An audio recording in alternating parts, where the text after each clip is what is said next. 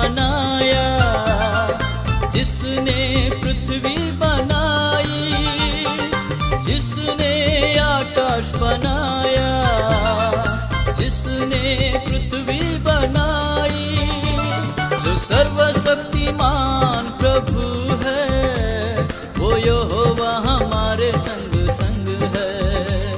जो सर्वशक्तिमान प्रभु है, वो यहोवा हमारे संग संग है। सेनाओं का यहोवा हमारे संग संग है, याकूब का परमेश्वर हमारा ऊंचा गढ़ है। सेनाओं का यहोवा हमारे संग संग है, याकूब का परमेश्वर हमारा ऊंचा गढ़ है।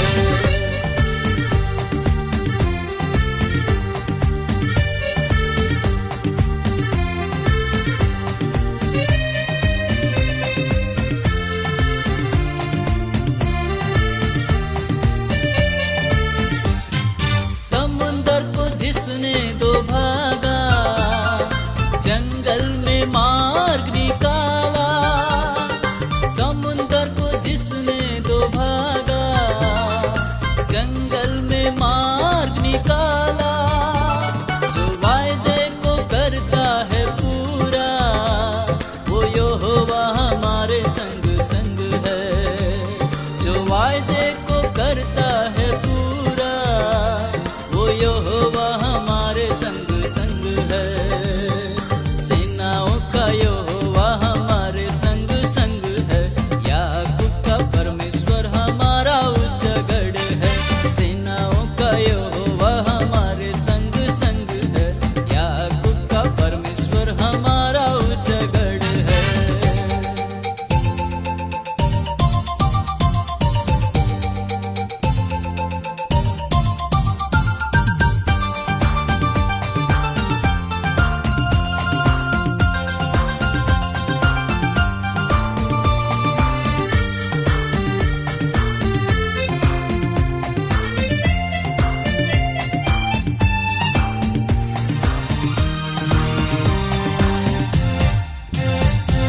लाजर को जिसने जिलाया, जक्कई को जिसने बचाया।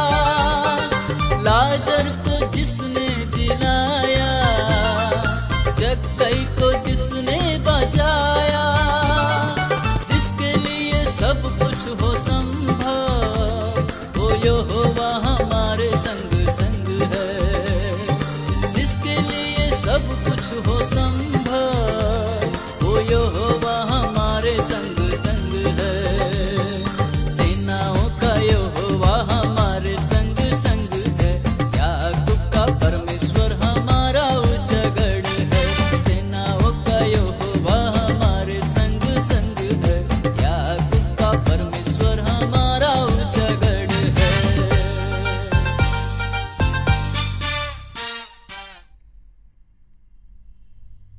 प्रभु यीशु मसीह का अनुग्रह, परमेश्वर का प्रेम और पवित्र आत्मा की सहभागिता आप सबके साथ होती रहे और आपके साथ भी हो। सर्वशक्तिमान परमेश्वर, आपके समुख सबके हृदय खुले हैं। आप सबके अभिलाषाओं को जानते हैं और आपसे कोई भी भेद छिपा नहीं। अपने पवित्र आत्मा की प्रेरणा से हमारे हृदय के विचारों को शुद्ध कीजिए, ताकि हम आपसे पूर्ण रूप से प्रेम करें और योग्य रीति से आपके पवित्र नाम की स्तुति करें, हमारे प्रभु यीशु क्रिस्त के द्वारा। आमीन। स्वर्ग में परमेश्वर की महिमा और पृथ्वी पर उसके लोगों को शांति। हे प्रभु परमेश्वर, स्वर्गीय राजा, सर्वशक्तिमान पिता परमेश्वर, हम आपकी आराधना करते, आपको धन्यवाद देते और आपकी महिमा के कारण आपकी स्तुति करते हैं। हे प्रभु यीशु क्रिस्त, परमेश्वर पिता के इकलौते पुत्र, हे प्रभु परमेश्वर, हे परमेश्वर के मेमने, आप जगत का पाप उठा ले जाते हैं, हम पर दया कीजिए। आप पिता की दाहिनी ओर विराजमान हैं, हमारी प्रार्थना स्वीकार कीजिए, क्योंकि केवल आप ही पवित्र हैं, आप ही प्रभु हैं, आप ही है यीशु क्रिस्त, पवित्र आत्मा के साथ परमेश्वर पिता की महिमा में परम उच्च हैं। आमीन। आइए हम आज की विशेष प्रार्थना करेंगे। हे प्रभु, हमारी सहायता कीजिए कि हम आपके जीवनदायक वचन को विश्वास से ग्रहण करें, ताकि वह हमारे हृदय में जड़ जमा सके और हमारे जीवन में फल उत्पन्न करे।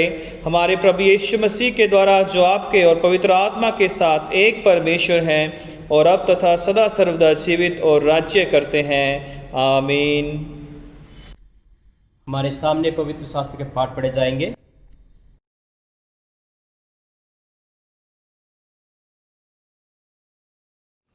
योना नबी की पुस्तक अध्याय 3 1 से अंत तक। तब यहोवा का यह वचन दूसरी बार योना के पास पहुंचा, उठकर उसे बड़े नगर निनवे को जा और जो बात मैं तुझसे कहूंगा उसका उसमें प्रचार कर। तब योना के वचन के अनुसार निनवे को गया। निनवे एक बहुत बड़ा नगर था, वह 3 दिन की यात्रा का था, और योना ने नगर में प्रवेश करके 1 दिन की यात्रा पूरी की और यह प्रचार करता गया, अब से 40 दिन के बीतने पर निनवे उलट दिया जाएगा। तब निनवे के मनुष्यों ने परमेश्वर के वचन की प्रतीति की और उपवास का प्रचार किया, और बड़े से लेकर छोटे तक सबों ने ठाठ ओढ़ा। तब ये समाचार निनवे के राजा के कान में पहुंचा, और उसने सिंहासन पर से उठ अपना राजकीय ओढ़ना उतार कर ठाठ ओढ़ लिया और राख पर बैठ गया। और राजा ने प्रधानों से संपत्ति लेकर निनवे में इस आज्ञा का ढिंढोरा पिटवाया कि क्या मनुष्य का, क्या गाय बैल का, क्या भेड़ बकरी या और पशु कोई कुछ भी ना खाए, वह ना खाए ना पानी पीवे। और मनुष्य और पशु दोनों ठाठ ओढ़े, और वे परमेश्वर की दुहाई चिल्ला चिल्ला कर दे और अपने कुमार्ग से फिरे, और उस उपद्रव से जो वे करते हैं पश्चाताप करें। संभव है परमेश्वर दया करे और अपनी इच्छा बदल दे, और उसका भड़का हुआ कोप शांत हो जाए और हम नाश होने से बच जाए। तब परमेश्वर ने उनके कामों को देखा कि वे कुमार्ग से फिर रहे हैं। तब परमेश्वर ने अपनी इच्छा बदल दी और उनकी जो हानि करने की ठानी थी उसको ना किया। ये परमेश्वर का वचन है। परमेश्वर का धन्यवाद हो।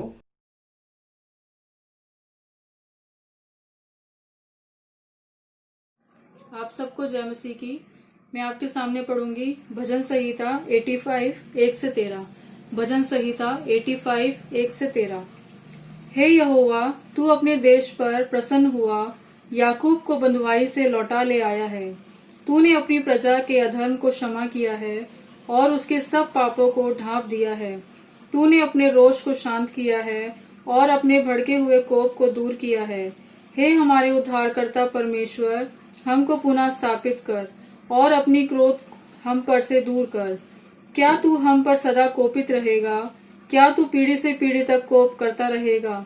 क्या तू हमको फिर ना जिलाएगा कि तेरी प्रजा तुझ में आनंद करे? हे यहोवा, अपनी करुणा हमें दिखा और तू हमारा उद्धार कर। मैं कान लगाए रहूंगा कि परमेश्वर यहोवा क्या कहता है। वह तू अपनी प्रजा से जो उसके भक्त हैं शांति की बातें कहेगा, परंतु वे फिर के मूर्खता ना करने लगे। निश्चय उसके डरवैयों के उद्धार का समय निकट है। तब हमारे देश में महिमा का निवास होगा। करुणा और सच्चाई आपस में मिल गई है, धर्म और मेल ने आपस में चुंबन किया है। पृथ्वी में से सच्चाई उगती और स्वर्ग से धर्म झुकता है। फिर यहोवा उत्तम पदार्थ देगा और हमारी भूमि अपनी उपज देगी। धर्म उसके आगे आगे चलेगा और उसके पद चिन्हों को हमारे लिए मार्ग बनाएगा।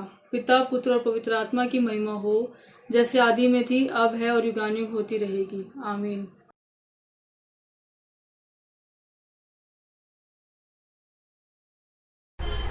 प्रभु में आप सबको जय मसीह की। मैं आप सबके सामने थिस्सलुनीकियों के नाम पौलुस प्रेरित की पहली पत्री पढ़ूंगी।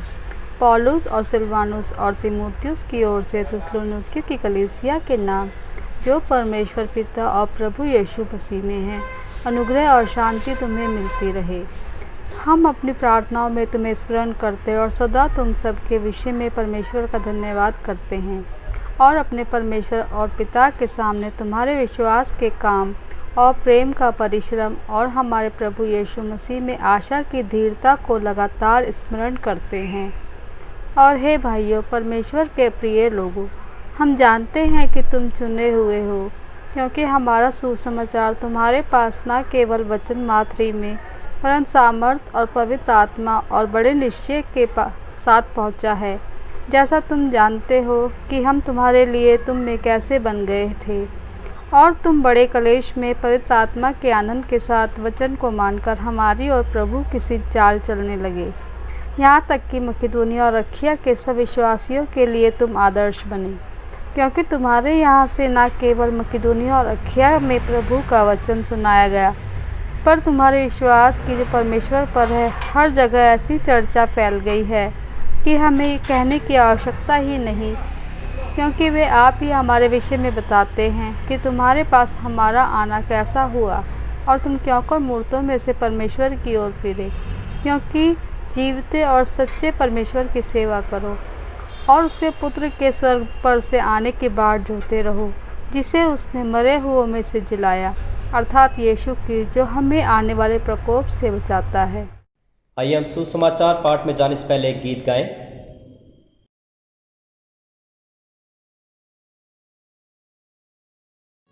जिसके कान हो वो सुन ले, जिसकी आँख हो देख ले वो, जिसके कान हो वो सुन ले, जिसकी आँख हो देख ले वो, बोने वाला बीज बोने चला, बोने वाला बीज बोने चला, चला बोने वाला बीज बोने चला, बोने वाला बीज बोने चला, चला चला चला।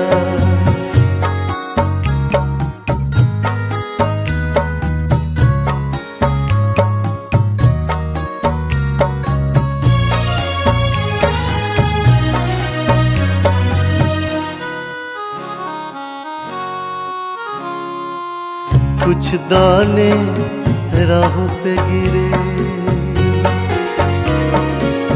कुछ दाने राहों पे गिरे और कुछ परिंदों ने चुग लिए, कुछ दाने राहों पे गिरे और कुछ परिंदों ने चुग लिए, कुछ पथरीली ज़मीं पे गिरकर मिट्टी ना मिली, बढ़ ना सके, और जो गिरे जंगली झाड़ों में, और जो गिरे जंगली झाड़ों में, उनके तले दब के रह गए। जिसके कान हो वो सुन ले, जिसकी आँख हो देख ले वो, जिसके कान हो वो सुन ले, जिसकी आँख हो देख ले वो, बोने वाला बीज बोने चला, बोने वाला बीज बोने चला, चला चला चला।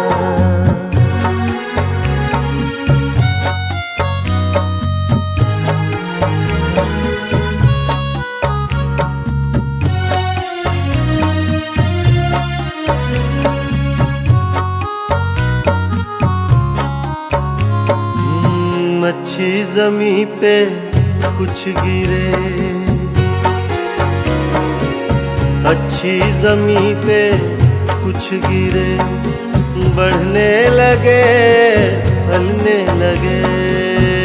अच्छी ज़मीं पे कुछ गिरे, बढ़ने लगे फलने लगे, कुछ 100 गुना फल आए, कुछ 100 गुना फल आए, 60 गुना कुछ 30 गुना।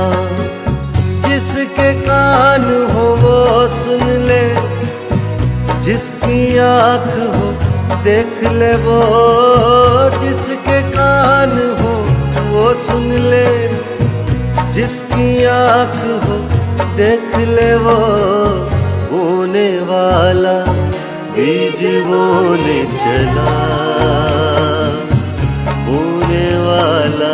बीज बोने चला चला चला चला।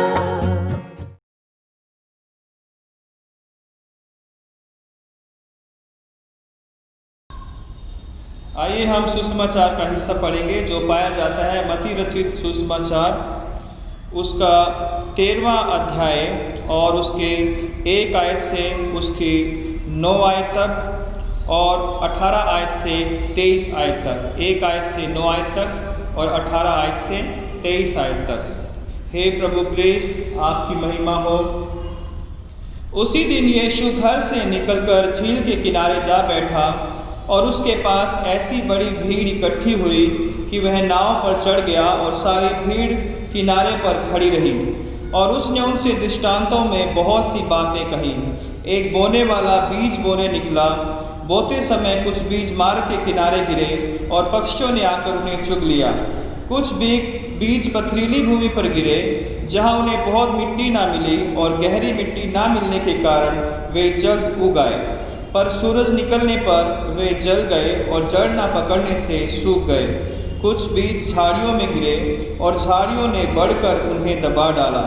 पर कुछ बीज अच्छी भूमि पर गिरे और फल लाए, कोई 100 गुना, कोई 60 गुना और कोई 30 गुना। जिसके कान हो वह सुन ले। 18 से 23। अब तुम बोने वाले के दृष्टांत का अर्थ सुनो। जो कोई राज्य का वचन सुनकर नहीं समझता, उसके मन में जो कुछ बोया गया था उसे वह दुष्ट आकर छीन ले जाता है। यह वही है जो मार्ग के किनारे बोया गया था और जो पथरीली भूमि पर बोया गया। यह वह है जो वचन सुनकर तुरंत आनंद के साथ मान लेता है, पर अपने में जड़ ना रखने के कारण वह थोड़े ही दिन का है। और जब वचन के कारण क्लेश या उपद्रव होता है तो तुरंत ठोकर खाता है। जो झाड़ियों में बोया गया, यह वह है जो वचन को सुनता है, पर इस संसार की चिंता और धन का धोखा वचन को दबाता है और वह फल नहीं लाता। जो अच्छी भूमि में बोया गया, यह वह है जो वचन को सुनकर समझता है और फल लाता है, कोई 100 गुना, कोई 60 गुना और कोई 30 गुना। ये प्रभु क्रिस्त का शुभ समाचार है। आमीन। प्रभु यीशु मसीह के नाम में एक बार फिर से आप सबों को जय मसीह की। परमेश्वर का हम धन्यवाद करते हैं कि परमेश्वर ने एक बार फिर से हमें बहुत ही सुंदर मौका दिया कि हम प्रभु के वचन को सीख सकें, समझ सकें, उस पर मनन कर सकें। मैं प्रार्थना करता हूं और ये आशा करता हूं, विश्वास करता हूं कि प्रभु ने अभी तक आप सबों को सुरक्षित रखा है। और निरंतर मेरी ये प्रार्थना है कि प्रभु आप लोगों को सबों को अपने घरों में, अपने काम पर, अपने आपके आने जाने में हर जगह आपको सुरक्षित रखे। यही मेरी प्रार्थना है। आज के जो वचन के हिस्से हमारे सामने पढ़े गए वो पुराने नियम से हमने देखा। योना उसका 3रा अध्याय और पहला थिस्सलुनीकियों उसका 1 अध्याय नए नियम में, और मत्ती रचित सुसमाचार उसका 13वां अध्याय 1 से 9 और 18 से 23 है। लेक्शनरी के अनुसार आज का जो थीम है 12th Sunday after Pentecost, The fruitfulness of the gospel depends on how it is received. सुसमाचार की सफलता इस बात पर निर्भर करती है कि उसे किस प्रकार ग्रहण किया जाता है। सुसमाचार की सफलता या उसका फल लाना, उसका उपजाऊ होना इस बात पर निर्भर करता है कि कैसे उसे ग्रहण किया जाता है। आइए इस वचन पर मनन करने से पहले हम प्रार्थना करेंगे। प्यारे खुदावंद यीशु मसीह, एक बार फिर से हम आपके चरणों में आते हैं, आपका धन्यवाद करते हैं और इस समय को आपके हाथों में सौंपते हैं। आपका पवित्र आत्मा हमारी अगुवाई करे ताकि हम आपके नाम में इस वचन को सीखें, समझें और अपने जीवन में इसे लागू कर सकें। सब सुनने वालों को आप ब्लेस करें, यीशु मसीह के नाम से मांगते हैं, आमीन। परमेश्वर का हम धन्यवाद करते हैं कि परमेश्वर हम पर दयालु है और हम पर अपना अनुग्रह बनाए हुए हैं, और उसने हमें एक और मौका दिया है कि हम परमेश्वर के वचन को सुन सकें, समझ सकें। और जैसा कि आज मैंने आपको थीम बताया है कि सुसमाचार की सफलता इस बात पर निर्भर करती है कि उसे लोग कैसे ग्रहण करते हैं, कैसे उसे स्वीकार करते हैं। और इसके लिए विशेषकर हम जो मत्ती की अंजील है उसका 13वां अध्याय है, जिसमें प्रभु यीशु मसीह ने दृष्टांत के माध्यम से इस बात को समझाया है। आज इस पर हम गौर करेंगे। पिछले दिनों में हमने 12वें अध्याय में हमने देखा था कि किस प्रकार से प्रभु यीशु मसीह पर बहुत सारे दोष लगाए गए मत्ती की इंजील में, और उसे बहुत बुरा भला कहा गया और कहा गया कि इसमें दुष्ट आत्माएं हैं, ये उसकी सहायता से, बालजबूल की सहायता से दुष्ट आत्माओं को निकालता है। और यीशु मसीह ने भी जो है बड़ा अच्छे से उन्हें जवाब दिया। यानी पूरा 12वां अध्याय हम देखते हैं कि फरीसियों के साथ यीशु मसीह के जो बातचीत है वो एक तरह से जो है वो विरोध कर रहे हैं प्रभु यीशु मसीह का, और यीशु मसीह उन्हें जवाब देते हैं। जब हम 13वें अध्याय में आते हैं तो यीशु मसीह अपनी जो टीचिंग है, अपनी शिक्षा है, उसको कंटिन्यू करते हैं। और यहाँ पर लिखा हुआ है कि उसी दिन यीशु घर से निकलकर झील के किनारे जा बैठा और उसके पास ऐसी भीड़ इकट्ठी हुई कि वह नाव पर चढ़ गया और सारी भीड़ जो है किनारे पर खड़ी रही जो है। तो यहाँ पर हम ऐसा एक दृश्य देखते हैं कि यीशु मसीह किनारे पर हैं, और जब भीड़ ज़्यादा हुई तो यीशु मसीह एक बोट के अंदर, एक नाव के अंदर बैठ जाते हैं, और वहाँ से वो उस नाव को अपना स्टेज या पुलपिट के रूप में वो इस्तेमाल करते हैं। और लोग जो थे वो किनारे पर खड़े हुए, और उन लोगों को प्रभु यीशु मसीह ने ये वचन जो है कहना शुरू किया, जो कि हम 13वें अध्याय में देखते हैं। तो यहाँ पर हम देखते हैं कि और उसने उनसे दृष्टांतों में बहुत सी बातें कही कि देखो, एक बोने वाला बीज बोने के लिए निकला। तो बीज बोने वाले का जो दृष्टांत है ये बड़ा ही महत्वपूर्ण भी है, और बड़ा ही जो है ये नॉन टू अस है। सब लोग इसे जानते हैं कि किस तरह से एक बीज बोने वाला बीज बोने के लिए निकला था। तो यहाँ पर जो पहला जो शब्द एक है, इस पर हम थोड़ा गौर करेंगे कि दृष्टांतों के माध्यम से तो यीशु मसीह यहाँ पर दृष्टांत शब्द का इस्तेमाल करते हैं, जो कि इंग्लिश में पैराबल है, और इसका जो ग्रीक वर्ड है पैराबल का, तो वो है पैराबोले, है ना। पैराबोले जो एक ऐसा शब्द है जिसका अर्थ है टू कास्ट विद, ना, किसी चीज के साथ फेंकना है ना, के साथ फेंकना है। अर्थात दृष्टांत एक उदाहरण है जिसमें किसी अज्ञात सत्य को समझाने के लिए एक छोटी सी स्टोरी या कहानी जो है बताई जाती है, समझाई जाती है, कि लोग जो है उस सत्य को जो है उस स्टोरी के माध्यम से, उस कहानी के माध्यम से इसे सीख सके जो है। पुराने नियम में भी बहुत सारे दृष्टांतों को हम देखते हैं, लेकिन वहाँ पे जो वर्ड यूज किया गया था पुराने नियम में इब्रानी भाषा का, हिब्रू भाषा का, वो था माशाल। तो जिसका अर्थ था कि कोई कहावत या कोई तुलना या कोई सुक्ति या कोई रूपक जो है, इसका मतलब हो सकता था। तो पैराबल वर्ड जो है वो नए नियम में पहली बार जो है वो मत्ती 13:3 में आता है, जहाँ पर यीशु मसीह यहाँ पर लिखा है कि वह उनसे दृष्टांतों में बहुत सी बातें कहने लगा जो है। तो यीशु मसीह ने दृष्टांतों का क्यों इस्तेमाल किया जो है, हालांकि यीशु मसीह वैसे भी शिक्षा दे रहे थे। तो यहाँ पर जब हम देखते हैं कि दृष्टांत यीशु मसीह इस्तेमाल करते हैं, कि लोग जो हैं वो आत्मिक सत्य को समझ नहीं पा रहे थे या नहीं समझने के लिए तैयार नहीं थे, है ना। और लोगों को वचन सिखाया जा रहा था, समझाया जा रहा था, लेकिन फिर भी लोग समझ नहीं पा रहे थे। तो इसलिए यीशु मसीह ने छोटे छोटे दृष्टांतों के माध्यम से जो उनके जीवन से रिलेटेड थे, उनकी लाइफ से रिलेटेड थे, उन दृष्टांतों को लेकर या उन कहानियों को लेकर उन्हें समझाना शुरू किया। और पुराने नियम में भी जो है भजन 78 के 2 में भी लिखा हुआ है कि जो है मैंने अपना मुंह नीति वचन बोलने के लिए खोला, जो भविष्यवाणी को भी इसको पूरा करना था। बीज बोने वाले का उदाहरण सबसे पहला दृष्टांत है, जो 13वें अध्याय में जो 7 दृष्टांत है उनमें सबसे पहला दृष्टांत है जो है।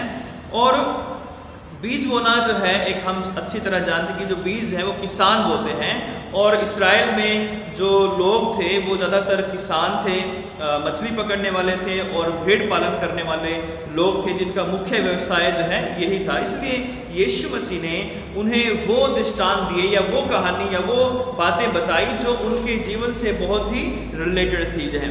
बीज बोने वाले का दृष्टांत क्या है कि एक बीज बोने वाला बीज बोने निकला, और जब वो बीज बोने के लिए निकला तो कुछ बीज जो है वो मार्ग के किनारे गिरा और पक्षियों ने आकर उसे चुग लिया है। दूसरा जो बीज है वो गिरा, वो पथरीली भूमि पर गिरा, और वो जो है उगा तो सही, लेकिन जो है बहुत सारी मिट्टी ना मिलने के कारण, अच्छी मिट्टी, नमी ना मिलने के कारण वो जल्दी ही सूख गया। और फिर लिखा हुआ है कि तीसरा जो था वो बीज झाड़ियों के बीच में गिरा, और वो उगा, लेकिन वो जब वो उगा तो झाड़ियों ने उसे दबा लिया।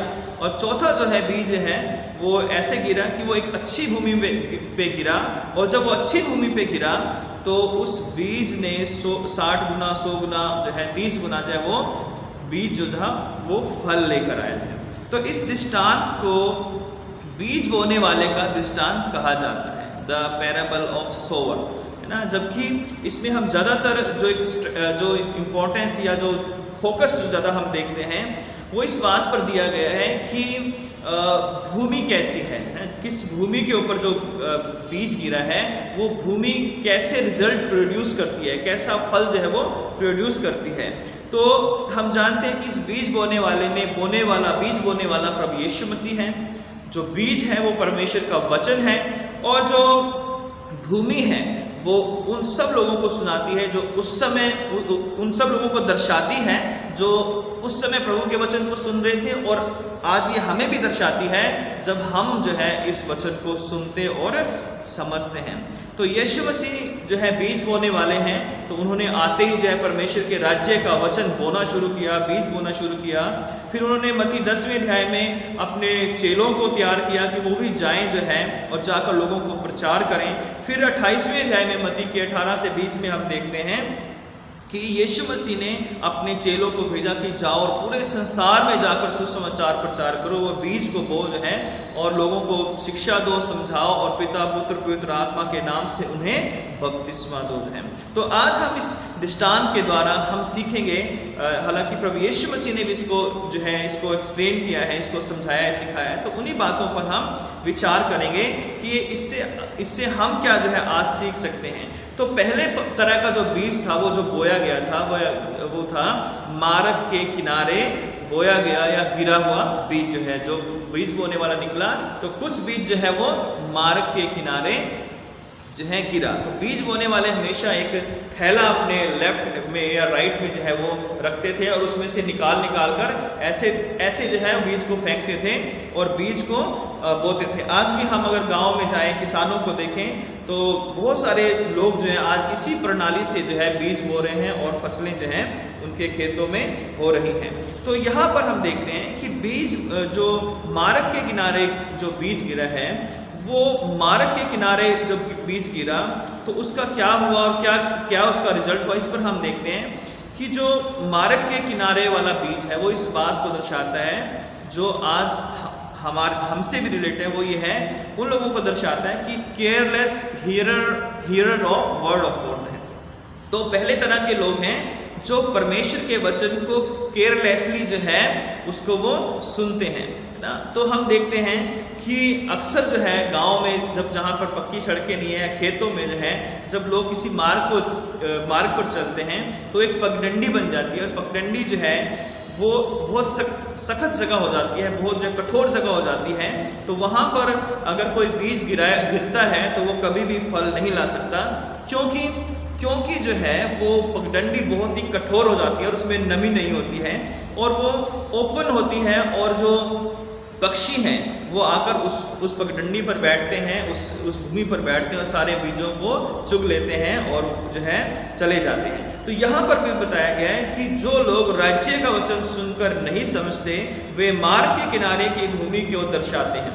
वे सुनते तो हैं पर उनके मन कठोर होने के कारण वे कभी जो है वचन को ग्रहण कर नहीं पाते हैं। तो यहाँ पर भी यीशु मसीह ने हमें बताया है कि जो लोग वचन जो है सुनते हैं लेकिन समझते नहीं हैं, उसके मन में जो कुछ बोया गया वह दुष्ट आकर उसे छीन ले जाता है। यह वही है जो मार्ग के किनारे बोया गया। जो मार्ग के किनारे बोया गया वो बीज है जिसमें बीज तो अच्छा था, बीज में कोई कमी नहीं थी, लेकिन जो है जो मार्ग के किनारे बोया गया था उस मार्ग की जो भूमि थी उसमें कमी थी और वो भूमि बहुत ही कठोर थी जो है। और वहाँ पर जो है जो दुष्ट शब्द है यीशु मसीह ने इस्तेमाल किया वो शैतान को दर्शाता है, और वो इस बात को दर्शाता है कि शैतान जो है हमारे मन में जब हम वचन सुनते हैं तो आकर उसे चुरा ले जाता है, क्योंकि शैतान को चोर कहा गया है। अगर हम यूहन्ना 10:10 में पढ़ें तो यीशु मसीह ने कहा कि चोर किसी और काम के लिए नहीं परंतु चोरी करने के लिए आता है। तो शैतान एक ऐसा चोर है,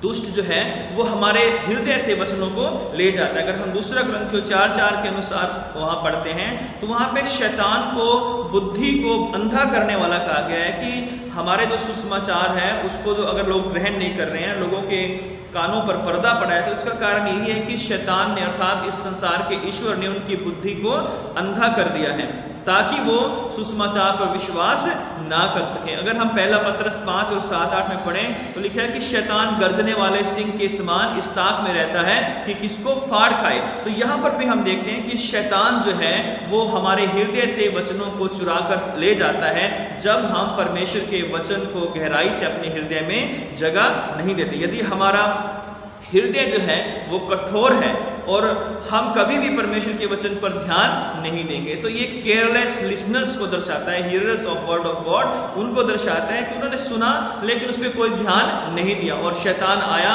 और किसी भी बात के द्वारा, किसी भी चीज़ के द्वारा उनका वो वचन ले गया और फिर उन्हें जो है वही दुनिया की बातों में वो लग गई। दूसरी तरह का जो बीज है या दूसरी तरह की जो भूमि है वो है टेम्परेरी हीरर्स, जो है temporary hearers of the word of God, temporary listeners of the word of God. पथरीली भूमि पर गिरा हुआ जो वचन है वो उस भूमि को दर्शाता है जो कि कठोर भूमि थी, पथरीली भूमि थी, उसमें थोड़ा हो सकता है मिट्टी हो लेकिन उसके साथ साथ उसके अंदर जो है बहुत सारे पत्थर थे जो है। और इसमें यहाँ पर प्रभु यीशु मसीह ने बताया है कि जब वो पथरीली भूमि पर बीज बोया गया तो यह वह है जो वचन सुनकर तुरंत आनंद के साथ ग्रहण कर लेता है, मान लेता है, पर अपने में जड़ न रखने के कारण वह थोड़े ही दिन का है और जब वचन के कारण क्लेश या उपद्रव होता है तो तुरंत ठोकर खाता है जाए। तो ये वो लोग हैं जो temporary hearers of the word of God हैं। ये सुनते हैं, बड़े अच्छे से ग्रहण करते हैं, बड़े खुश होते हैं, आनंदित होते हैं कि हमने प्रभु के वचन को जाना है, ग्रहण किया है, हमें बड़ा आनंद आया। लेकिन जैसे ही समस्याएं आती हैं, परेशानी आती है, सताव आता है और विरोध होता है तो ये लोग परमेश्वर के वचन को छोड़ देते हैं, त्याग देते हैं, प्रभु के रास्तों पर चलना छोड़ देते हैं। इसमें बहुत सारे अन्य जाति लोग भी हो सकते हैं और इसमें बहुत सारे मसीह लोग भी हो सकते हैं जो प्रभु के वचन को बड़े आनंद से पढ़ते हैं या सुनते हैं या ग्रहण करते हैं, लेकिन जो है वो बहुत देर तक उनके जीवन में बना नहीं रहता। क्यों नहीं? क्योंकि जो है उनके जीवन से जो है जो उपद्रव है या कोई समस्या है या परेशानियां हैं या तरह तरह की जो बातें हैं वो उनके जीवन में से जो है वचन को चुरा ले जाती है या वो वचन उनके जीवन में जड़ नहीं पकड़ पाता है। और आज भी हम देखते हैं कि बहुत सारे लोग जो हैं वचन को अपने मन में हमेशा बनाए नहीं रखते हैं। वो थोड़े दिन के लिए बड़े अच्छे उनके अंदर बदलाव होता है, उनके जीवन में हम थोड़ा सा बदलाव देखते हैं, लेकिन जैसे जैसे समय बीतता है, महीना 2 महीना साल 6 महीने के बाद वो वही उसी रास्ते पर आ जाते हैं जिस रास्ते पर वो पहले चल रहे थे। तो प्रभु आज हमें इस वचन के द्वारा कहता है कि हमें जो है पथरीली भूमि वाला जो है लोग नहीं बनना है, हमें अपनी भूमि को जो है सख्त नहीं करना ही जाए। तो तीसरे तरह के जो दृष्टांत में बताया गया है कि जब बीज बोने वाला निकला तो तीसरा जो बीज था वो झाड़ियों के अंदर बोया गया या वो झाड़ियों के अंदर गिरा जो है। और लिखा है कि जब वो झाड़ियों के अंदर गिरा तो यीशु मसीह ने कहा कि जो वचन को सुनता है पर इस संसार की चिंता और धन का धोखा वचन को दबाता है और वह फल नहीं लाता जो झाड़ियों के किनारे बोया गया था, जो गिरा था जो है। तो ये वो लोग हैं जो वचन को सुनते हैं लेकिन इनके जो माइंड है वो पूरी तरह वर्ल्डली है ना, इनका जो फोकस है वो संसार के ऊपर है। और लिखा हुआ है कि धन का जो धोखा है और जो तरह तरह की और चिंताएं हैं और बातें हैं वो उन्हें, संसार की बातें उन्हें चिंतित करती हैं, डराती हैं। ये उन लोगों को दर्शाता है जिन्होंने वचन को ग्रहण किया। इनके लिए संसार की चीज़ें जो है ज़्यादा महत्वपूर्ण है। ग्रहण तो किया लेकिन इन्होंने जो है प्रभु के वचन को कभी भी अपने जीवन में पूरी तरह से उसके ऊपर वो चले नहीं जो है। ये थोड़े समय बड़े भी, उगे भी जो है ये वचन, लेकिन उसके बाद जो झाड़ियाँ थी अर्थात यीशु मसीह ने कहा कि चिंताएं और तरह तरह की जो बातें हैं, संसारिक बातें, अभिलाषाएं हैं, उनमें जो है धन का धोखा है, उन्होंने आकर उन्हें दबा दिया। आज भी बहुत सारे लोग जो हैं धन के धोखे में दबे हुए हैं। आज भी बहुत सारे लोग संसारिक चिंताओं में दबे हुए हैं। बहुत सारे लोग जो है आज धन को कैसे कमाया जाए, है ना, कैसे लिया जाए, कैसे दिया जाए, कैसे लेकर ना दिया जाए जो है, ये सब जो है इस तिगड़म में जो है लगे रहते हैं। और बहुत सारे लोग जो हैं लोगों को लूटते हैं, धोखा देते हैं, उनको मारते हैं, उनके धन को लूट लेते हैं, उनकी ज़मीन को लूट लेते हैं। तो संसारिक जो बातें हैं उनके जीवन में बनी रहती हैं। और इसलिए रोमियो 12:2 में लिखा हुआ है कि इस संसार के सदृश्य ना बनो, परंतु तुम्हारे मन के नए हो जाने से तुम्हारा चाल चलन भी बदलता जाए, जिससे तुम परमेश्वर की भली और भावती और सिद्ध इच्छा को अनुभव से मालूम कर सको। तो यहाँ पर हमारा जो संसारिक जीवन है वो अगर प्रभु के से मेल नहीं खाता तो हम ये बाहर से हरे भरे दिखाई दे सकते हैं, झाड़ियों की तरह जो है हम हरे भरे दिखाई दे सकते हैं। लेकिन अगर हम परमेश्वर के वचन को ग्रहण करने के बाद अगर हम जो है उस पर नहीं चलते हैं तो संसारिक बातों पर हम ज़्यादा मन लगाते हैं, संसारिक अभिलाषाओं में हम फंसे रहते हैं, तो वो संसारिक अभिलाषाएं हमारे अंदर कभी भी वचन को पूरी तरह बढ़ने और फलवंत होने नहीं देती है।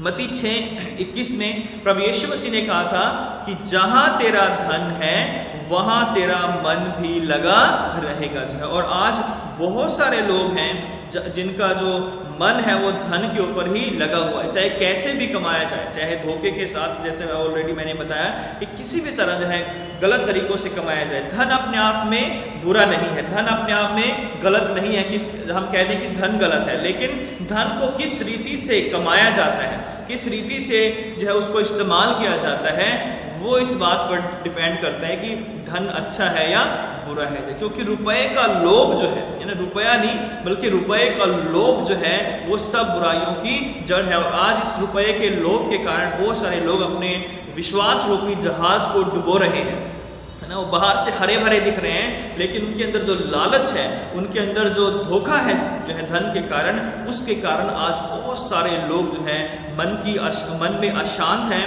और वो दूसरों को भी जो है परेशान करते हैं, अशांत करते हैं जब वो अपने परमेश्वर के वचन पर बने नहीं रह सकते हैं। पहला यूहन्ना 2:15 में अगर हम पढ़ते हैं तो वहाँ पे लिखा है कि तुम ना तो संसार से और ना जो है संसार की वस्तुओं से प्रेम रखो, क्योंकि संसार से प्रेम रखना है तो पिता से उसका जो है प्रेम नहीं है ना। अगर जो कोई व्यक्ति संसार से प्रेम रखता है उसमें जो है पिता का प्रेम बिल्कुल भी नहीं है। क्यों? या तो हम परमेश्वर से प्रेम कर सकते हैं या हम संसार से ही प्रेम कर सकते हैं। संसार का मतलब यहाँ हर चीज़ नहीं संसारिक, बल्कि संसार का मतलब है शैतान की चीज़ें, बुरी चीज़ें जो हैं जो शैतान से जुड़ी हुई हैं, उन बुरी अभिलाषाओं के बारे में यहाँ पर कहा गया है कि हम संसार के ऊपर मन ना लगाएं या संसार की वस्तुओं से प्रेम ना रखें। जो है संसार की वस्तुएं, जो धन है, जो अन्य बुरी चीज़ें हैं जो धन कमाने के लिए इस्तेमाल की जाती हैं, या अन्य कोई भी जो है हमारी जो अभिलाषाएं, और लिखा है 16वीं आयत में, क्योंकि जो कुछ संसार में है अर्थात शरीर की अभिलाषा, है ना। जैसे मैंने बताया कि संसार, पूरा संसार मतलब गलत नहीं है, बुरा नहीं है, बल्कि संसार का मतलब है कि शरीर की अभिलाषा, शरीर की अभिलाषाएं, वो बुरी अभिलाषाएं, गंदी अभिलाषाएं जो हमें परमेश्वर से दूर करती हैं। दूसरी आँख की अभिलाषाएं, है ना। शरीर की अभिलाषाएं, आँख की अभिलाषाएं जो है, हमारी आँखें जो है वो अगर कुछ गलत देख रही हैं, गलत देखकर जो है उसको प्राप्त करने के जो है ये अगर कोशिश करते हैं तो ये भी जो है एक संसारिक पाप है। फिर लिखा है और जीविका का घमंड जो है, तो संसारिकता है वो इस बात में भी है कि हम किसी भी बात पर घमंड ना करें, ना अपने पैसे पर, ना अपने घर पर, ना अपनी गाड़ी पर, ना अपने जीवन पर, क्योंकि कुछ भी हमारा नहीं है। अगर सांस है तो तब तक हम कह सकते हैं कि मेरा है, लेकिन जैसे ही सांस अगर परमेश्वर ने ले ली तो मेरा और आपका कुछ भी नहीं है। तो इसलिए जो है जीविका का घमंड जो है वो संसारिकता को दर्शाता है। और लिखा है कि वह पिता की ओर से नहीं परंतु संसार ही की ओर से है, यानी शैतान की ओर से ही ये सारी चीजें हैं। और संसार और उसकी अभिलाषाएं दोनों मिटते जाते हैं। संसार पूरी तरह से नष्ट हो जाएगा, ये सारी अभिलाषाएं, बुरी बातें सब एक दिन नष्ट हो जाएंगी जो है, पर जो परमेश्वर की इच्छा पर चलता है वह सर्वदा बना रहेगा। तो यहाँ पर प्रभु का वचन कहता है कि जो झाड़ियों के बीच में वचन बोया गया था वो व्यक्ति उन लोगों को दर्शाता है जो वर्ल्डली माइंडेड लोग हैं, ना, जो प्रभु के साथ हैं, प्रभु के साथ होने का दिखावा भी करते हैं। वो कहते हैं कि हम यीशु मसीह के वचन को मानने वाले हैं, लेकिन उसके बावजूद भी हम देखते हैं कि उनके जीवन में किसी तरह के फल नहीं है ना, उनके जीवन में पवित्र आत्मा के सच्चाई नहीं है, उनके जीवन में परमेश्वर का प्रेम नहीं है। तो इस तरह के लोग जो हैं वो झाड़ियों की तरह झाड़ियों की भूमि को दर्शाते हैं। चौथी जो भूमि है जिसके बारे में प्रभु यीशु मसीह ने हमें बताया है कि वो भूमि है जो अच्छी भूमि है, और लिखा है कि अच्छी भूमि पर गिरा बीज जो है वो बहुत फल लेकर आया, और लिखा है कोई 100 गुना, 60 गुना और कोई 30 गुना है। और ये उन लोगों को दर्शाता है जो लोग जो है सिंसियर लिसनर्स ऑफ जो है वर्ड ऑफ गॉड है, sincerely listeners of word of God जो है वो परमेश्वर के वचन को बड़ी सिंसियरिटी से जो है, बड़ी ईमानदारी से सुनते हैं, समझते हैं, सीखते हैं और उस पर चलते हैं, और वो 100 गुना फल लेकर आते हैं, 60 गुना फल लेकर वो आते हैं। ये वचन को मन में जड़ पकड़ने देते हैं, उनमें आत्मिक गहराई और स्थिरता है, वे जीवन के परेशानियों में अडिग रहते हैं, चाहे सताव आए, चाहे धन का धोखा आए, चाहे झूठी परीक्षाएं, चाहे लालच आए, किसी भी तरह की समस्या क्यों ना आए, वो स्थिर रहते हैं, है ना, वो अडिग रहते हैं और अपने विश्वास को वो डगमगाने नहीं देते। ऐसा नहीं है कि वो धन में जो है धन को देखकर जो है वो विचलित हो जाते हैं और वो लालच में पड़ जाते हैं। ऐसा नहीं वो तमाम आंखों की अभिलाषा, शरीर की अभिलाषाओं में फंसकर जो है वो अपने आप को गिरा देते हैं। ये वो लोग नहीं, ये सिंसियरली प्रभु के वचन पर चलने वाले लोग हैं, बड़ी ईमानदारी से प्रभु के वचन पर चलने वाले लोग हैं। जैसे यूसुफ जो था वो प्रभु के वचन पर ईमानदारी से चला और उसे पाप करने का न्योता मिला, लेकिन उसने पाप नहीं किया, मत्ती 39वें अध्याय में जो है, और वो प्रभु के प्रति वफादार बना रहा। शैतान इन लोगों पर भी अटैक करता है, इनके सामने भी परीक्षाएं आती है, ये लोग भी संसार में रहते हैं और संसारिक चीजें इन्हें भी दिखाई देती हैं, संसारिक अभिलाषाएं इनके आगे भी आकर जो है इन्हें परीक्षा में डालने का प्रयास करती हैं, बुरी शक्ति इनके जीवन में भी आती है, लेकिन उसके बावजूद भी ये वे लोग हैं जो प्रभु में सदा जड़ पकड़ते हैं, मजबूत रहते हैं और अपने विश्वास में बने रहते हैं, और ये डिगते नहीं है, ये गिरते नहीं हैं। ये यहूदा इस्करियोती की तरह नहीं है जो प्रभु के साथ रहकर भी जो है प्रभु के ना हुए, जो ये प्रभु के साथ थे, और लेकिन यहूदा इस्करियोती जो है वो 30 चांदी के सिक्के देखकर जो है उसने अपने मन को बदल लिया और उसने जो है प्रभु को धोखा दे दिया और उसने प्रभु को छुड़ा दिया। लेकिन जो लोग ईमानदारी से प्रभु के वचन को सुनते हैं और अच्छी भूमि जिन्होंने अपने हृदय को बना लिया है, वे लोग हैं जो बुरी संगति में नहीं चलते, वो दुष्टों की युक्ति पर नहीं चलते हैं। भजन 1 के अनुसार वो पापियों के मार्ग में खड़े नहीं होते हैं, वो ठट्ठा करने वालों की मंडली में नहीं बैठते हैं, परंतु वे तो यहोवा की व्यवस्था से हमेशा प्रसन्न रहते हैं और उसकी व्यवस्था पर रात दिन ध्यान लगाए रखते हैं। और जब वो लगातार प्रभु की व्यवस्था पर, प्रभु के वचन पर लगातार ध्यान लगाए रखते हैं, तब जो है लिखा हुआ है कि वो उस वृक्ष के समान होते हैं जो बहती नालियों के किनारे लगाया गया है और अपनी ऋतु में फलता है और जिसके पत्ते कभी मुरझाते नहीं, इसलिए जो कुछ वह पुरुष करता है वह सफल होता है। तो उसके जीवन में सफलता आती है, उसके जीवन में हम फलों को देख सकते हैं। और इसलिए जो है आज परमेश्वर का वचन इन 4 बातों के द्वारा जो मैंने बताई और यीशु मसीह ने जो वचन में लिखी हुई है कि जो भूमि है वो एक ऐसी भूमि है जो पहला जो है मार्ग के किनारे वाली भूमि है, दूसरी जो भूमि है वो पथरीली भूमि है, तीसरी जो है वो झाड़ियों के नीचे वाली भूमि है जहाँ पर बीज गया, उगा और झाड़ियों ने ऊपर से आके उसे दबा लिया, और चौथी जो भूमि है वो अच्छी भूमि है जो इस बात को दर्शाती है कि जहाँ पर अच्छा बीज तो सभी जगह गिरा, लेकिन वो भूमि अच्छी थी, इस कारण जो है वो वचन 100 गुना, 60 गुना और 30 गुना फल लेकर आए। हम जानते हैं कि परमेश्वर का वचन सामर्थ्य है, ये अटल है, ये सदैव बना रहने वाला और कभी भी ये बदलने वाला नहीं है। और यशायाह 55:10 में लिखा है कि जिस प्रकार से वर्षा और हिम आकाश से गिरते हैं और यूं ही लौट नहीं जाते हैं, वरन भूमि पर पड़कर उपज उपजाते हैं, जिससे बोने वाले को बीज और खाने वाले को रोटी मिलती है, उसी प्रकार से मेरा वचन भी होगा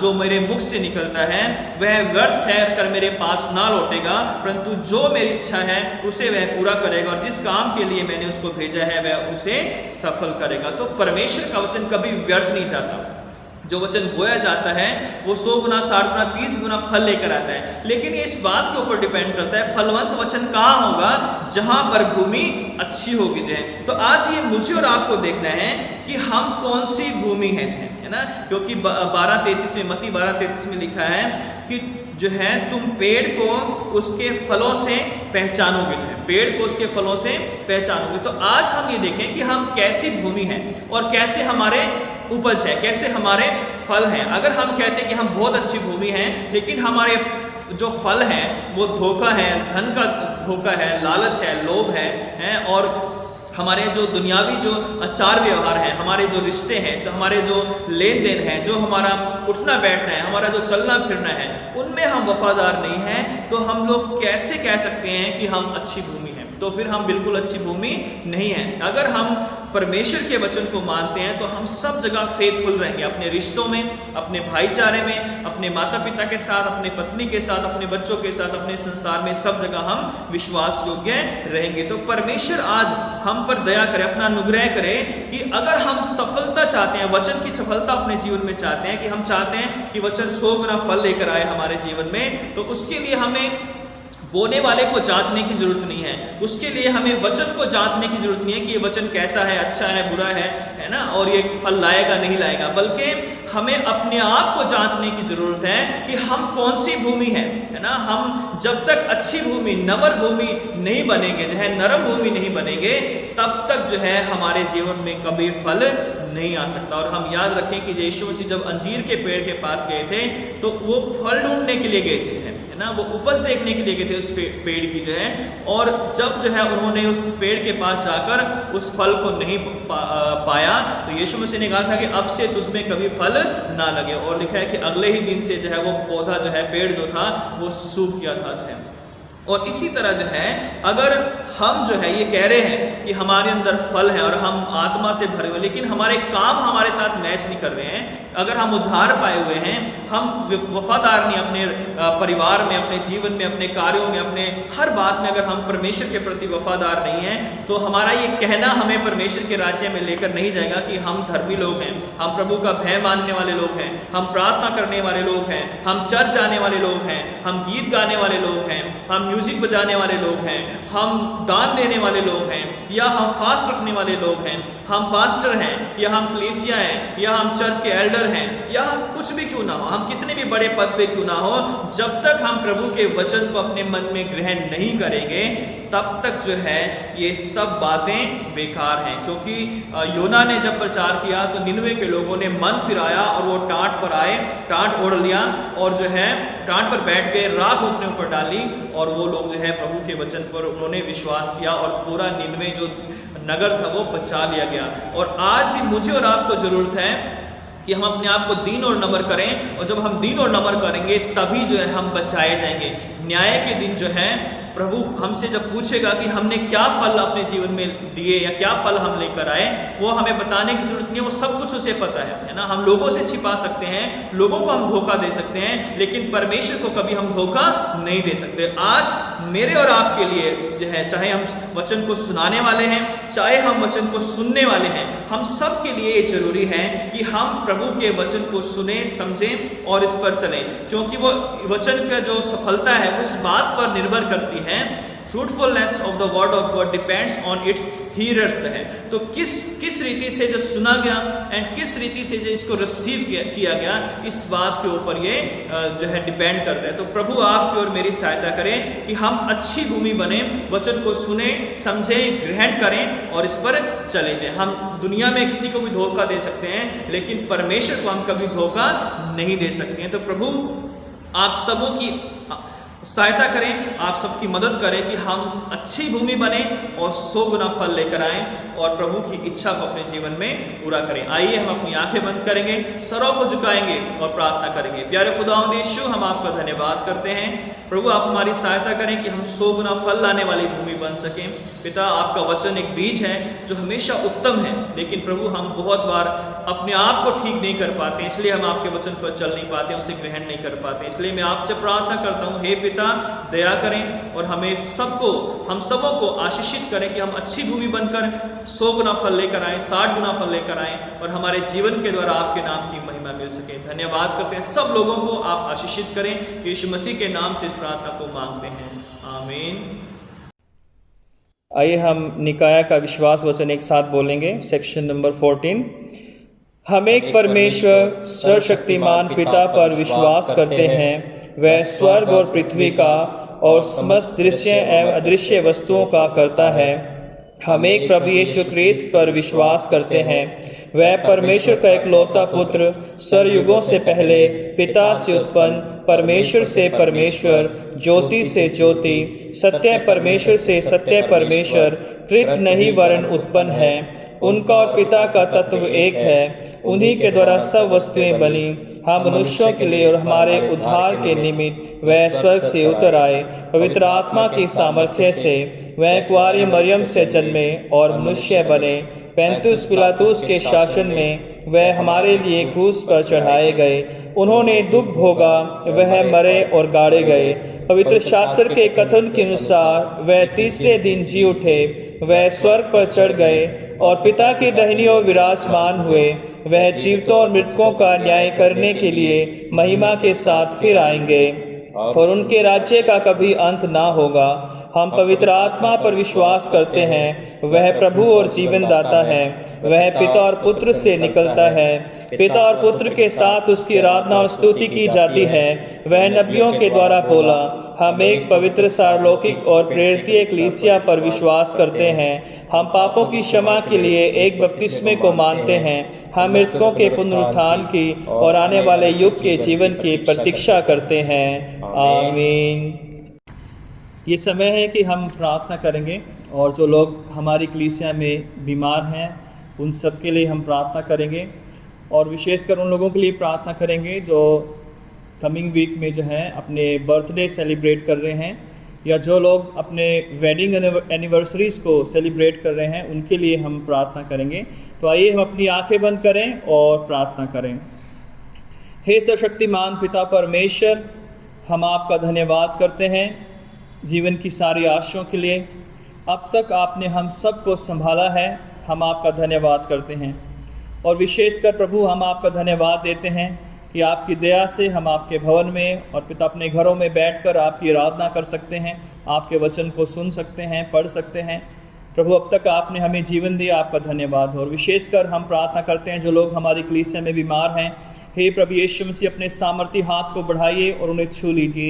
यीशु नासरी के नाम से हम सारी बीमारियों को डांटते हैं और आपके बच्चों के जीवन से दूर करते हैं। पिता प्रभु यीशु मसीह, आपने कहा विश्वास करने वालों के लिए सब कुछ संभव हो सकता है और हम विश्वास करते हैं मेरे पिता। जो लोग भी हॉस्पिटल्स में हैं या घरों में हैं, बीमार हैं मेरे पिता, दुखी हैं, निराश हैं, यीशु मसीह अपनी पवित्र सामर्थ के द्वारा उन्हें इसी वक्त छू लें और चंगाई प्रदान करें। प्रार्थना करते हैं जो लोग इस वीक में पिता परमेश्वर अपने बर्थडे सेलिब्रेट कर रहे हैं, आपकी करुणा आपकी दया उन सब पर होने पाए। हे दयालु प्रभु, अपने पवित्र लहू में उन्हें ढांप लीजिए, उन्हें आशीषित कीजिए, उनके जीवन को अपने हाथों में ले लीजिए और आपकी इच्छा उनके जीवन से पूरी होने पाए मेरे पिता परमेश्वर। प्यारे खुदा, जिस तरह आपने उनकी ज़िंदगियों में ये साल पूरा किया है, आने वाले साल में भी पिता परमेश्वर आप उन्हें संभालना। प्यारे खुदा, हम प्रार्थना करते हैं उन लोगों के लिए जो लोग प्रभु अपनी वेडिंग एनिवर्सरीज इस वीक में सेलिब्रेट कर रहे हैं। प्रभु, हम उन सबको आपके हाथों में सौंप देते हैं। आपका पवित्र आत्मा उन्हें छू ले और ब्लेस करे। प्यारे खुदा, जो विवाह का बंधन है वो आपने बांधा है मेरे पिता, आपकी ओर से पिता जोड़े बनाए जाते हैं। प्रभु, आप इन जोड़ों को ब्लेस करें मेरे पिता, जो इस हफ्ते में अपने वेडिंग एनिवर्सरीज को सेलिब्रेट करते हैं मेरे पिता। होने दे ये दिन उनके लिए आशीष में हो और पिता परमेश्वर उनके जीवनों में आपकी, उनकी फैमिली में आपकी आशीष हमेशा बनी रहे।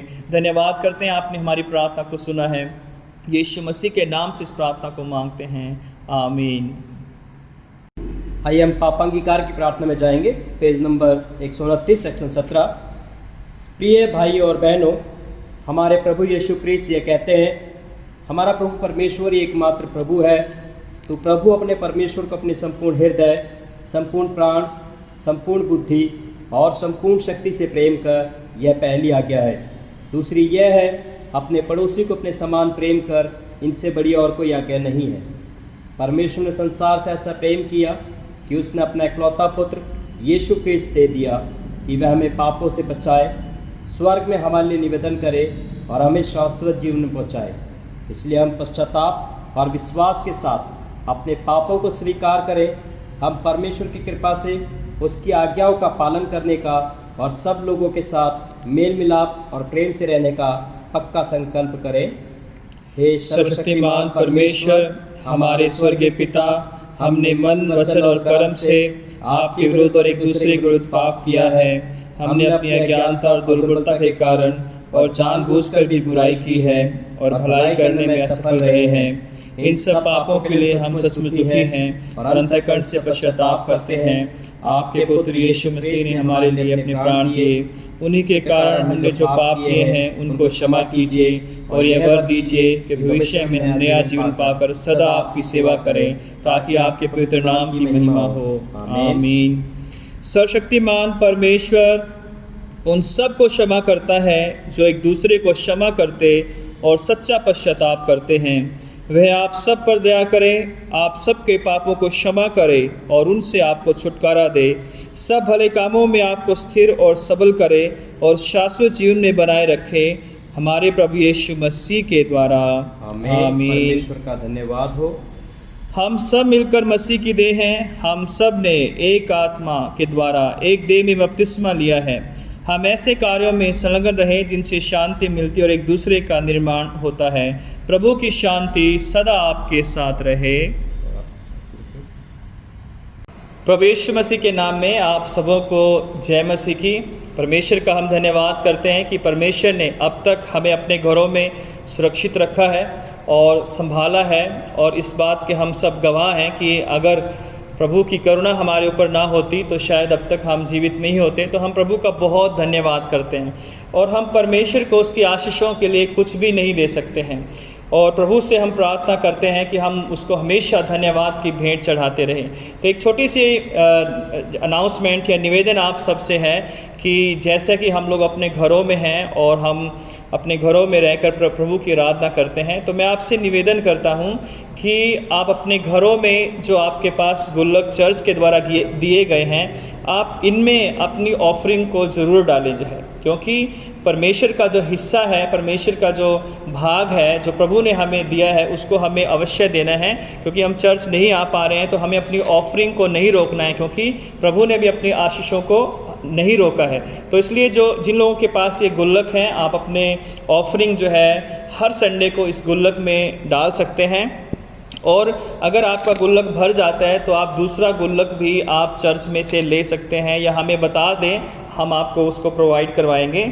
दूसरा जो है, अगर आपके पास गुल्लक नहीं है तो आप एक ऐसा कोई भी छोटा बॉक्स जो है बना सकते हैं और उसको रैप कर सकते हैं, और अपनी ऑफरिंग अपने परिवार के साथ, अपने बच्चों के साथ आप उस ऑफरिंग को जो है उस बॉक्स में डाल सकते हैं, और कभी भी आप आकर जो है चर्च में उसे दे सकते हैं। और स्पेशली आप इवनिंग में आ सकते हैं, जब पास्टर कमेटी के भी लोग चर्च में होते हैं, तो आप कभी भी आकर जो है इस भेंट को आप दे सकते हैं। तो प्रभु को देने में जो है हमें कभी भी कमी नहीं होती है, कभी भी हानि नहीं होती है, और प्रभु ने सब कुछ हमें दिया है। अगर हम आज जीवित हैं, उसकी दया से जीवित हैं, तो हमें जब चर्च को भी अभी आवश्यकता है, फाइनेंशियली हम जानते हैं कि चर्च को नीड है, तो ऐसे में हमें अपनी ऑफरिंग्स को नहीं रोकना है, बल्कि अपनी ऑफरिंग्स को हमें कलेक्ट करना है अपने घरों में, अपने गुल्लक में, अपने बॉक्सेस में, और उन्हें जो है लाकर हमें परमेश्वर के भवन में अर्पित करना है। और इसके लिए परमेश्वर आप सबों को बहुत आशीषित करेगा।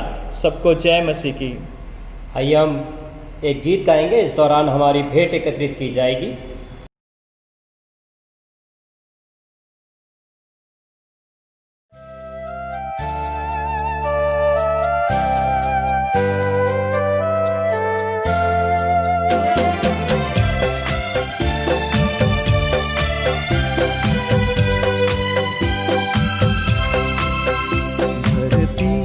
आकाश दोनों प्रभु की आवाज सुनेंगे, संसार के सब प्राणी उसका ही नाम लेंगे। धरती आकाश दोनों प्रभु की आवाज सुनेंगे, संसार के सब प्राणी उसका ही नाम लेंगे, धरती आकाश दोनों।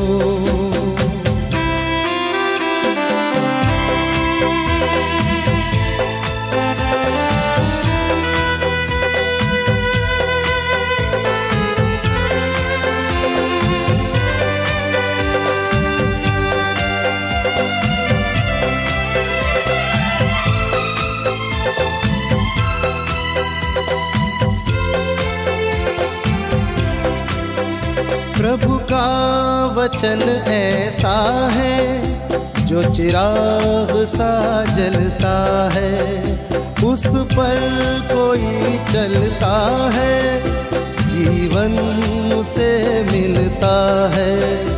उसके नियम को जो माने वो कभी भी ना भटकेंगे। संसार के सब प्राणी उसका ही नाम लेंगे, धरती आकाश दोनों। आइए हम इस भेंट को और उसके साथ अपने आप को परमेश्वर की महिमा और उसकी सेवा के लिए अर्पित करें। सर्वशक्तिमान परमेश्वर, संसार के सृष्टिकर्ता, सब वस्तुएं आप ही से प्राप्त होती हैं और आपकी ही संपत्ति में से हम आपको भेंट चढ़ाते हैं। हम आपसे विनती करते हैं कि आप इस भेंट को अपने नाम की महिमा और अपने लोगों की भलाई के लिए स्वीकार कीजिए, हमारे प्रभु क्रिस्त के द्वारा। आमीन। आइए हम प्रभु की प्रार्थना एक साथ बोलेंगे। हे हमारे स्वर्गीय पिता, आपका नाम पवित्र माना जाए, आपका राज्य आए, आपकी इच्छा से जैसे स्वर्ग में पूरी होती है वैसे पृथ्वी पे पूरी हो। आप हमारे दिन भर की रोटी आज हमें दीजिए। आप हमारे अपराधों को क्षमा कीजिए जैसे हमने अपने अपराधियों को क्षमा किया है। आप हमें परीक्षा में मत डालिए परंतु बुराई से बचा लीजिए, क्योंकि राज्य, पराक्रम और महिमा अब और सदा सर्वदा आपके ही हैं। आमीन। परमेश्वर की शांति जो सारी समझ से परे है, परमेश्वर के और उसके पुत्र हमारे प्रभु यीशु क्रिस्त के ज्ञान और प्रेम में आपके हृदय और विचारों को सुरक्षित रखे, और सर्वशक्तिमान परमेश्वर पिता, पुत्र और पवित्र आत्मा की आशीष आप पर हो और आपके साथ सदा सर्वदा बनी रहे। आमीन। शांति से पूर्ण होकर जाओ, प्रभु से प्रेम करो और उसकी सेवा में लगे रहो। मसीह क्रिस्त के नाम में आमीन।